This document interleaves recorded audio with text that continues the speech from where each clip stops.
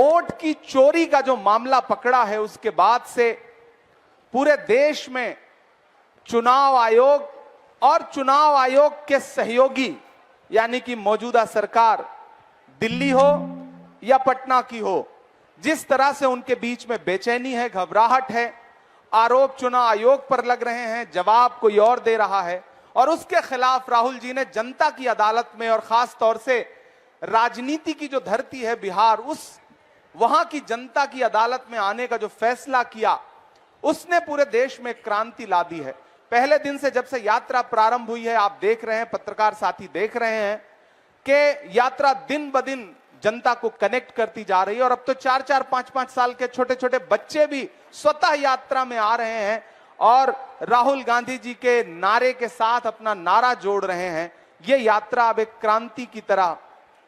परिवर्तित हो चुकी है।